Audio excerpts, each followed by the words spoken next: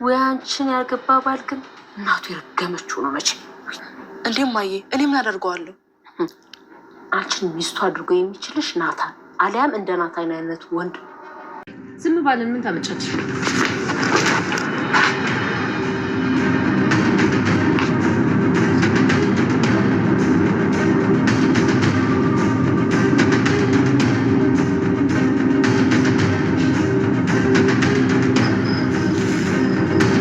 ሰላም ምንድን ነው ያለች?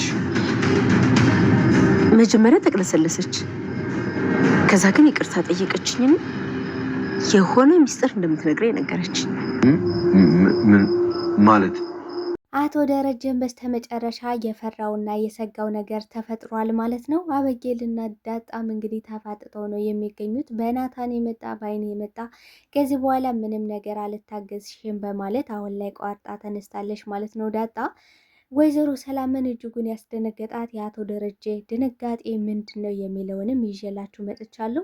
በሌላ በኩል እንግዲህ አቶ ደረጀ ኤቢን ብዙ አይነት ፈተናዎችን ፈትኗት ነበረ። ነገር ግን በስተመጨረሻ እንዳዘነባት ነበር የነገራት። ምን ብትለው ነው ያዘነ የሚለውንም የምናወራ ይሆናል።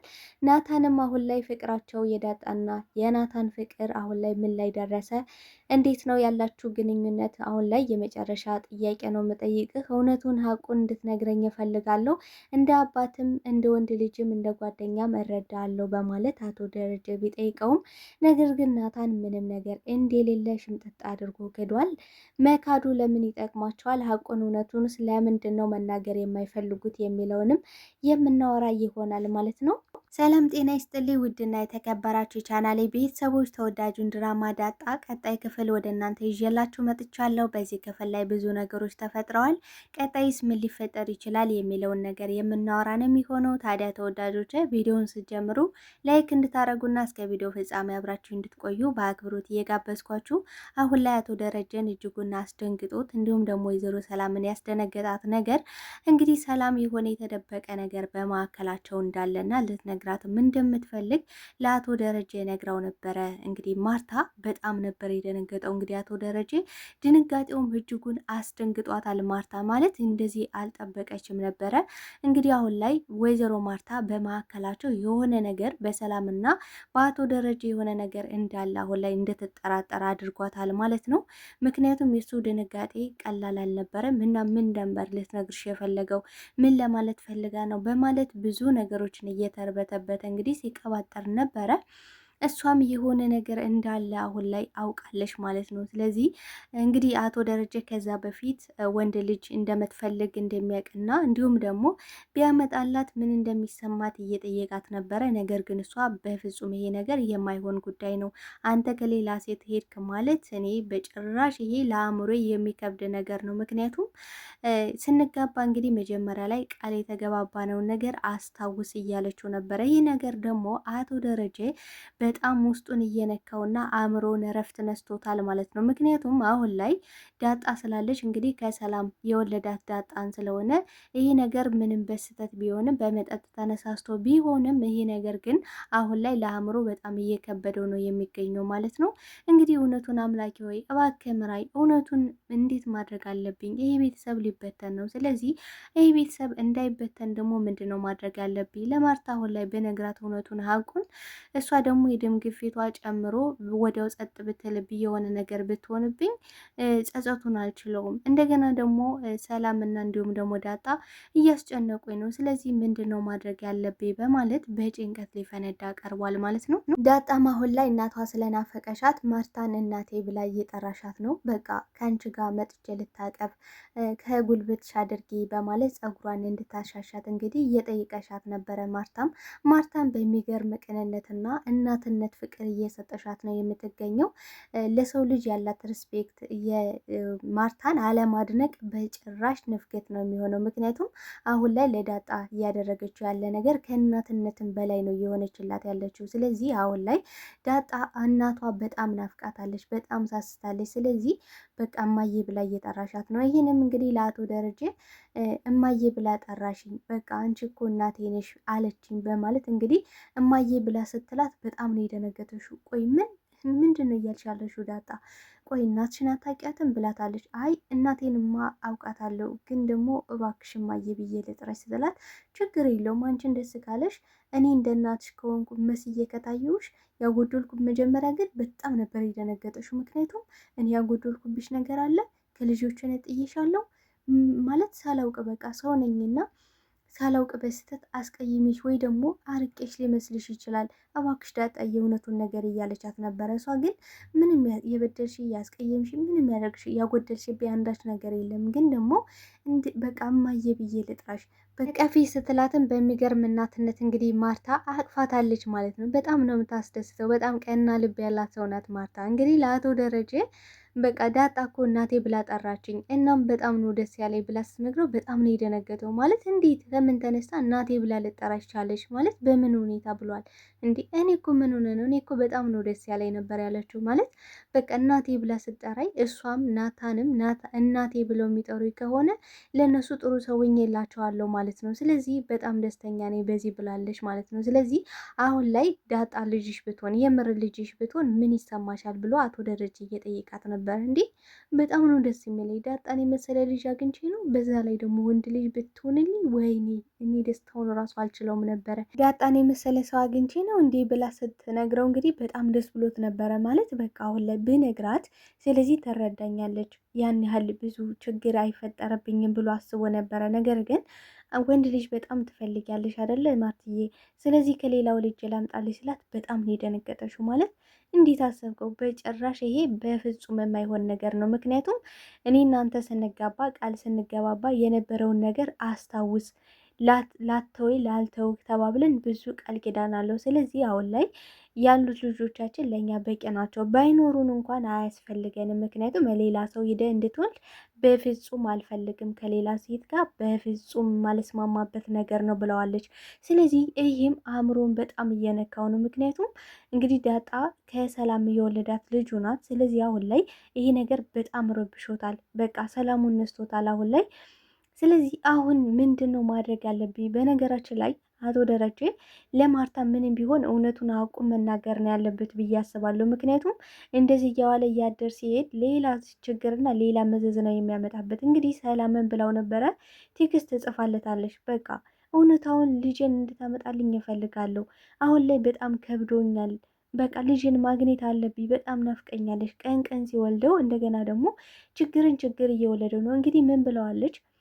አሁን ላይ ያረገዝኩት ልጄ የጠፋችኋን ልጄን ለማግኘት ነው። በቃ ለእሷ መካሻ እንዲሆነኝ ነው እንጂ ማርገዝ አልፈልግም ነበረ እያለችው ነው። ይሄ ሁለተኛ ስህተቷ እንደሆነ እየነገረችው ነው። ነገር ግን አቶ ደረጀ ምንም አልዞረለትም። ማለት አሁን ላይ በዳጣ ያለው ጉዳይ ላይ በጣም አእምሮ ቢዚ ስለሆነ ሰላም እያለች ያለችው ነገር አልገባውም። ግን እሷ እያለች ያለችው አንድ የመጀመሪያውን ስህተት ደገምኩት ነው እያለች ያለችው። ሁለተኛው ስህተት የተደገመው ከራሱ ከአቶ ደረጀ ነው ማለት። ስለዚህ አሁን ላይ ሰላም እያለች ያለችው ነገር በፍጹም አልገባውም ማለት ነው። አሁን ማድረግ የነበረበት ሰላምና እንዲሁም ደግሞ ዳጣ እናትና ልጅ እንደሆኑ ተናግሮ ከዚያ ቤት እንዲወጡ ቢያደርግ ለሱ በጣም እረፍት ነበረ። በቃ ሰላሙን ያገኘ ነበረ። እንግዲህ ማርታ ከዚህ ቤት ትውጣ፣ ሰላም እዚህ ቤት ወጥታ የራሷን ህይወት መኖር አለባት ብላ እያሰበች ነበረ። እንዲሁም ደግሞ ዳጣ ወጥታ በቃ ከአበየ ጋር የባሰው ችግር እየፈጠሩ ነው። ስለዚህ በናታን ጉዳይ ሊስማሙ ስላልቻሉ ከዚህ ቤት ወጥታ ትኖር ብለው ነበረ። እንግዲህ እሱ በጣም ስለደበረው እንደገና ደግሞ በጣም ጭንቀቱን አይታ ተረድታ ነው ዳጣ እዛ ቤት እንድትኖር የፈቀደችለት። ስለዚህ አሁን ላይ ይህን ነገር ቢያደርግ ማታ ሳሰማ ነገሩን ቀለል አድርጎ መጨረስ ይችል ነበረ። እንግዲህ አበጌልን ይህን ነገር እውነታውን ስለ ዳጣ ብትሰማ ምን ታደርጋለች? ምን አይነት ውሳኔ ትወስናለች? ብሎ እንግዲህ አቶ ደረጀ ብዙ አይነት ጥያቄዎችን እየጠየቃትና እየፈተናት ነበረ። አባትሽ ቢሳሳትና የሆነ ስህተት ብታገኝበት አባትሽን ታዋርጀዋለሽ ወይስ ደግሞ እውነታውን ትደብቂለታለሽ? በማለት እንግዲህ በፈተና መልኩ ሲጠይቃትም እሷ ግን አባቷ ምንም አባቷ ቢሆን ነገር ግን ከተሳሳተ ስህተት ካለበት እንደማትምረውና እንዲሁም ደግሞ እውነቱ የምትደብቅለት እውነት እንደሌለ እንደምታዋርደው እንግዲህ አስረግጣ እየነገረችው ነበረ። እንግዲህ አቶ ደረጀም ምንም በፈተና መልኩ ቢጠይቃትም ግን ደግሞ ይህን ነገር ካወቀሽ እንደምታዋርደው ፊት ለፊት ለማርታ እንደምትናገር ገብቶታል አሁን ላይ። እውነት አበዬ በጣም ነው ያፈርኩብሽ፣ በጣም ነው ያዘንኩብሽ ብሏት ነበረ የገባው። እንግዲህ በትካዜ ተክዞ በቃ የቤተሰብ ሊበተን ነው፣ ምንድን ነው ማድረግ ያለብኝ አምላኬ ወይ እባክህ እውነቱን ምራ እያለ በጭንቀት ሊፈነዳ ቀርቧል።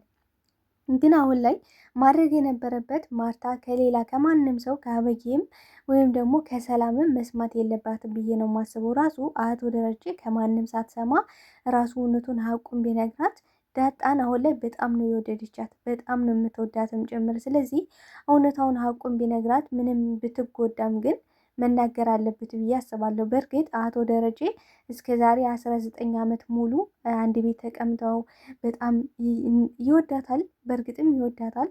እሷም ደግሞ ለቤተሰቧና ለባሏ ያላት ክብር እጅግ በቃ ይሄ ነው የሚባል አይደለም። ስለዚህ ይሄ ነገር ቢሰብራት፣ ይሄ ነገር ቢጎዳት፣ እንደገና ደግሞ ሰላም እውነቱን እያወቀች ይህን ያህል ጊዜ በቃ 19 ዓመት ሙሉ እንደገና ደግሞ ሌላ ልጅም አሁን ላይ አርግዛለት ይህን ነገር ሁሉ በመደበቋ ማርታ ይህን ነገር ትቋቋመዋለሽ ብዬ አላስብም። ማለት እስከ ዛሬ እንዴት አይን እያየ እንዴት ይዋሹኛል፣ እንዴት እደበቃለሁ ብላ በጣም ነው የምታዝነው። ምክንያቱም ሌላ 19 ዓመት ሙሉ ከተደበቁ እንደገና ደግሞ አሁን ላይ ሰላም ካረገዘሽ ይሄ ነገር አንድ አይነት ሁለት ጊዜ ሲፈጠር ይህ ቀላል ስህተት ነው ብዬ አላስብም። ማለት እንደ ቀላል ታየዋለሽ የሚል ሀሳብ የለኝም።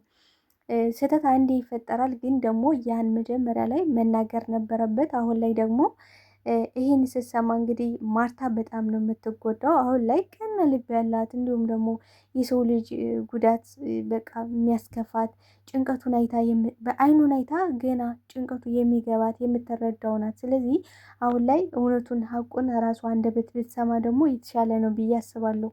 ሰላም አሁን ላይ ዳርዳር እያለች ነው። ምክንያቱም አሁን ላይ አቶ ደረጀን በተደጋጋሚ የመጨረሻ ውሳኔ ነው፣ ልጄን ማየት እፈልጋለሁ። ምክንያቱም እኔ ስወልድ የሆነ ነገር ልሆን ይችላለሁ፣ ምን እንደሚፈጠር የማውቀው ነገር የለኝም። ግን ደግሞ በቃ እውነት ስለ ልጅ ማወቅ አለብኝ። በቃ ደስታዬን እጥፍ ድርብ እንዲሆንልኝ እፈልጋለሁ። ምክንያቱም ስወልድ ምትኬ ናት ብላለች። እንግዲህ ለራሷ ቃል ገብታለች። ይሄ ምትኬ ልጄ ናት። አሁን ላይ እኔ ባላገኝሽ እንኳን አንቺ ተወልደሽ አድገሽ እህትሽን ትፈልጊያለሽ በማለት እንግዲህ በጣም ብዙ አእምሯን ደንዝዟል ሰላም ማለት ነው። እንግዲህ ማርታን ከዚያ በፊት ብዙ አይነት ጥያቄዎችን ስጠይቃት ነበር። ልጅ ወልዳ ግን ደግሞ የወለደቻት ልጇ ብትጠፋባት ምን እንደምታደርግ እየጠየቀሻት ነበር። ነገር ግን ማርታ እንዲህ ይሄ ጠፋሽብኝ ልጄ ሲጀመር አጠፋብኝም፣ ግን ደግሞ ከጠፋሽብኝ ዝም ብዬ አላይም፣ እንዲህ ለምን ሰማይ ምድሩን ነው የምገለብጠው እያለች እየነገረቻት ነበረ። አሁን ላይ ታዲያ ሰላም ምንድን ነው ያለቻት? በቃ የሆነ የተደበቀ ነገር እንዳለና በጣም ይቅርታ እንደጠየቀቻት እንዲሁም ደግሞ በመካከላቸው የሆነ የተደበቀ ሚስጥር እንዳለ ያ ሚስጥር ደግሞ ልታወጣው እንደምትፈልግ ነገር ግን ማርታ ራሷን ማዘጋጀትና እንዲሁም ደግሞ በቃ ለነገሮች ሁሉ ቀለል አድርጋ እንድታየው ነገር ግን ሰላም በጣም ብዙ ጥፋት እንዳጠፋሽ ይቅር የሚባል ጥፋት ሳይሆን ይቅር የማይባል ጥፋት ከሷ የማይጠበቅ ነገር እንዳደረገች እንግዲህ ለማርታ ነግራታለች። ታዲያ እውነቱን መቼ ልትነግራት ነው የሚለው ነገር እጅግ በጣም አጓጊ ሆኗል አሁን ላይ። ምክንያቱም እንግዲህ በቀጣይ የምናየው ነው የሚሆነው። ይህ ነገር ሲፈጠር በጣም ለማርታ በጣም ከባድ ነው። እንዲሁም ለማርታ ብቻ ሳይሆን ለአቶ ደረጀ በጣም የሚያስደነግጥ ነገር ነው። እንግዲህ ሰላም የሆነ ነገር ልትነግረኝ እንደፈለገች ብላ ስትነግረው በጣም ነው የደነገጠው። እንዴት? ቆይ ለምን? ምን ልትነግርሽ ነው? በጣም ብዙ ነገሮችን ነው የደነገጠው። ድንጋጤው ማርታን አስደንግጧታል። የሆነ ነገር በመካከላቸው እንዳለ የሆነ ነገር እንደተፈጠረ ገብቷታል። አሁን ላይ በሰላምና በአቶ ደረጃ ያለው ነገር አበዬ ስትጠረጥረውና አበዬ የሆነ ነገር ስትላት ነበረ። እንግዲህ አበዬ ምን ብላታለች? ሰላምን ለልጆችና ለትዳር አስቢ ሲል ሰምቸዋለሁ። ስለዚህ ከምን ተነስቶ ነው የሚላት ያለቻት ነገር አሁን ላይ እያንሰላሰለች ነው። ቆይ አበጌ እንደዚህ ብላኝ ነበረ፣ ስለዚህ የሆነ የተፈጠረ በመካከላቸው የተደበቀ ነገር አለ በማለት አሁን ላይ ተጠራጥራለች። ስለዚህ እውነታውን እደርስበታለሁ ደሬ ብዙ ነገሮች እንደደበቀ አሁን ላይ እያስታወቀብሃል። ምክንያቱም የሆነ ነገር ስል በጣም ትደነግጣለ፣ ተርበተበታለ። በቃ በጣም ነገሮቹ በጣም ሰሞኑን ተቀያይረብኛል፣ በጭንቀት ልትፈነዳ ቀርበዋል። ግን ደግሞ ይሄ ጭንቀት ልትነግረኝ ፈቃደኛ አይደለም እያለችው ነው። እንግዲህ ናታንንም አቶ ደረጀ እንግዲህ ጠይቆት ነበረ።